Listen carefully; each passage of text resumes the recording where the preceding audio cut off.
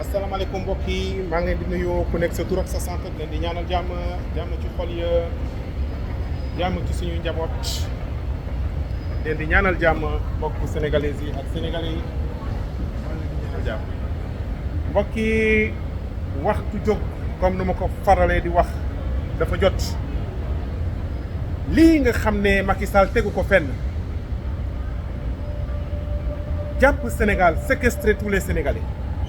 Séquestrer Ousmane Sonko et sa famille depuis des jours, c'est un crime contre l'humanité.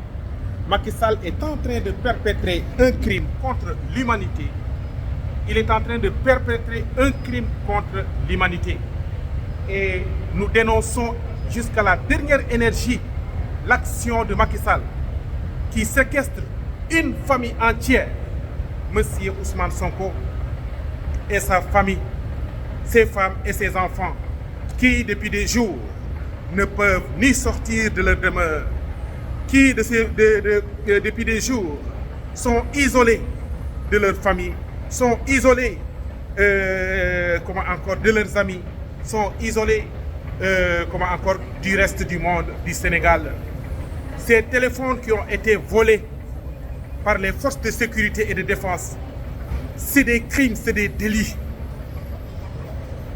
C'est des crimes, c'est des délits. Ces téléphones qui ont été volés, nous demandons la restitution immédiate de ces téléphones à Ousmane Sonko. Nous demandons la libération immédiate d'Ousmane Sonko et de sa famille qui est injustement séquestrée. C'est injuste, c'est inhumain. Nous tenons en témoin la communauté internationale de se lever et de décrier cette situation ouvertement. En particulier l'Union africaine, la CEDEAO, l'UMOA, les Nations Unies. Ils sont témoins de ce qui est en train de se passer au Sénégal. C'est injuste de séquestrer une famille durant des jours. C'est injuste.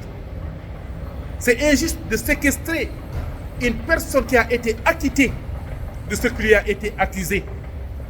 C'est injuste de séquestrer un patriote, une personne qui a tout donné pour son peuple. C'est injuste, c'est inhumain de séquestrer une famille. C'est du banditisme. Cela s'appelle du banditisme d'État. Chers compatriotes, cela s'appelle du banditisme d'État. L'acte de Macky Sall est un acte indigne, inhumain. On ne peut pas séquestrer une famille. On ne peut pas mettre une famille hors d'état de nuire. C'est inhumain. Ce n'est pas juste. Nous demandons aux forces de sécurité et de défense de lever les barrières dans l'enceinte du quartier où vit Ousmane Sonko et de cesser cette séquestration de la famille d'Ousmane Sonko. Ce n'est pas juste, ce n'est pas honnête. Nous dénonçons cette séquestration de la famille d'Ousmane Sonko. Nous dénonçons jusqu'à la dernière énergie cet acte de banditisme d'État. C'est inhumain. C'est inhumain. Nous dénonçons l'attitude de Macky Sall qui exerce des actes anticonstitutionnels, antijudiciaires, sans aucun,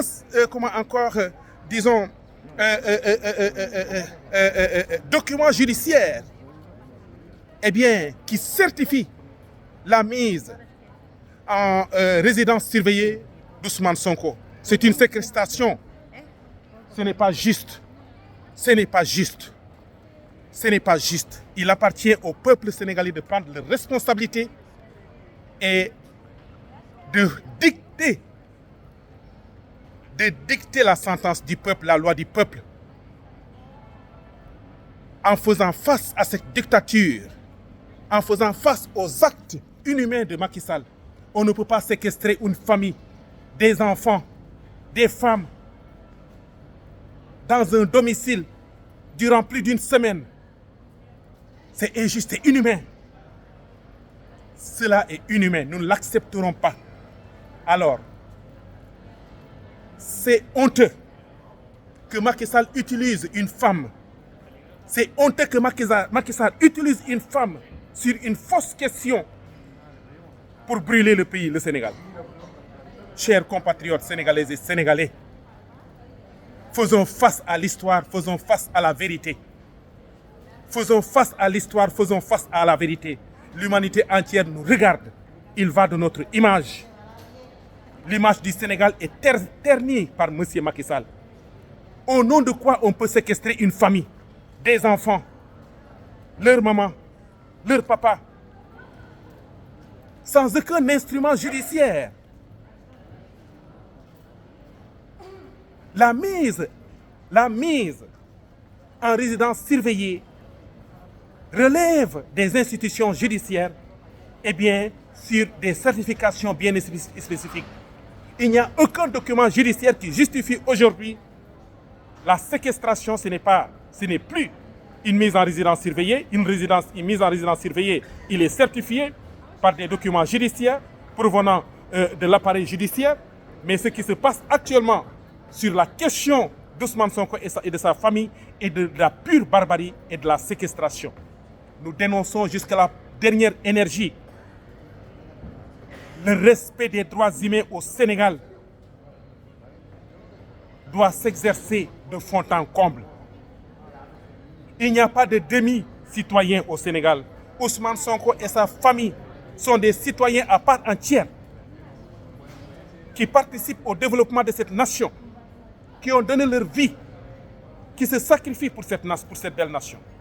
Alors, il appartient aujourd'hui aux Sénégalaises et Sénégalais de se mettre debout et de lutter contre cette injustice. Mettez-vous à la place des enfants de Ousmane Sonko. Mettez-vous à la place des femmes de Ousmane Sonko. Mettez-vous à la place de la famille de Ousmane Sonko. Mettez-vous à la place des amis de Ousmane Sonko. Mettez-vous à la place de tous ceux qui sont chers à Ousmane Sonko et à sa famille. Il est inconcevable les actes de Macky Sall devant le Sénégal. Macky Sall qui utilise une fausse histoire, qui devant la justice a tout bonnement acquitté Ousmane Sonko. Au nom de quoi on peut exercer cette injustice devant le peuple sénégalais, devant Macky Sall? Au nom de quoi on doit continuer à tuer des Sénégalais, des jeunes, des enfants? Au nom de quoi? Sur un mensonge. Sur un mensonge déjà prouvé par la justice. Ça doit arrêter. La vie de l'être humain est sacrée. Macky Sall ne doit pas continuer à tuer les jeunes. C'est injuste. Au lieu de revenir à réparer les dégâts qu'il a causés, il envenime encore la situation. Nous ne le tolérons pas. Nous ne le tolérerons pas.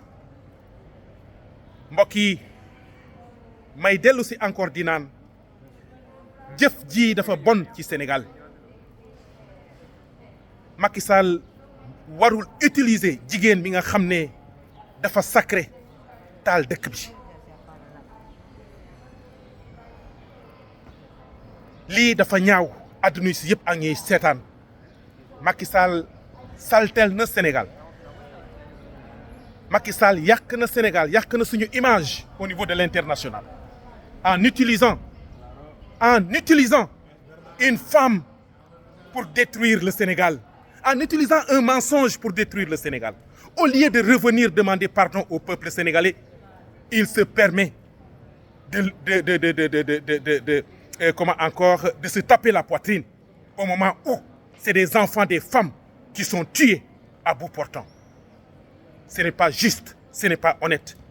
moo tax jigéen ñi jóg leen jigéen Sénégal yi jóg leen ngeen xam ni yéen la Macky Sall saaga ndax jigéen la jël mu taal Sénégal ci li nga xam ne lu ñàkk fayda ci li nga xam ne du dul dëgg. jóg leen ànd avec les jeunes ñu récupérer suñu pouvoir tey jii ci dimanche jii maa ngi demandé jigéen Sénégal yi nañu jóg tey ci dimanche jii jigéen sénégalais yi jóg leen dans l'ensemble ngeen ànd ak seen doom yi ngeen ànd ak seen rakk yi ngeen ànd ak seen mag yi ñi libérer le peuple. Tant que Macky Sall mu ngi ci nguur gi Sénégal du am jàmm. Tant que Macky Sall mu ngi ci nguur gi Sénégal du am jàmm parce que nag Macky Sall nit yi fitna la nit yi seytaane la doomi jàmbur nga jël ko yàq dundu doomi jàmbur yàq dundu Adji Raby Sarr dama kaa yërëm xale boobu yàq dund Adji Raby Sarr du yoon jigéen ñi xool leen Adji Raby Sarr comme seen doom xool leen Adji Raby Sarr comme seen doom bu doon seen doom moo nekkoon ci situation bi di ngeen ko nangu ci li nga xam ne lii ay fen la ay waay jigéen Sénégal yi jóg leen dans votre ensemble jóg leen ñi xeex lii jóg leen ñi xeex lii nga xam ne du yoon jigéen dafa sacré waruñu leen utiliser pour ñu yàq dëkk bi Macky Sall yàq na dëkk bi te yéen jigéen yi combat bi vous êtes le poumon dans ce combat vous êtes le poumon dans ce combat yéen waroon jëkk a jiitu ndax yéen la ñu utiliser pour taal Sénégal jóg leen lii du xeex Ousmane Sonko lii du xeex comment encore Pastef lii du xeex opposition bi xeex bi xeex sénégalais yi la xeex bii ma leen di naan xeex sénégalais yi la cette lutte ce n'est pas une lutte au compte d'Ousmane Sonko ni de sa famille ni de son parti le Pastef c'est une lutte pour libérer le Sénégal xeex la pour ñu dog buumi jaam ji moo tax jigéen ñi jóg leen ngeen ànd avec la jeunesse jóg leen ngeen ànd avec la jeunesse ñu dog buumu jaam ji jëfi Macky Sall ji dafa bon toroxal Ousmane Sonko ki nga xam ne defu ko dara ki nga xam ne bu xëyee mu ngi dox ci li nga xam ne mooy soxal réew mi te gis nañ ko fu nekk ci assemblée nationale gis nañ ko bu mu doon liggéey impôt aux impôts et domaines gis nañ ko bu mu jëlee maire Ziguinchor bi Macky Sall bëgg ñu nëbb jant bi Macky Sall bëgg nëbb jant bi sénégalais yi Macky Sall ak ay ñooñom démb maa ngi doon déglu Mame Mbaye Niang ay sénégalais yi ànd leen ak dëgg ngeen xam ni dëgg rek ay mucc ànd leen ak dëgg ngeen xam ni dëgg rek ay mucc lii dafa ñaawloo maa ngi leen di gërëm di leen di sant au courant de la journée waxtu yi nekk dinaa waxtaan ak yéen tey du ma sonn du ma taay waaw ndax damaa bëgg sama askan du ma sonn du ma taay ndax damaa bëgg sama askan je me fatiguerai jamais dans ce combat car j'aime ma patrie j'aime mon peuple le Sénégal merci et à bientôt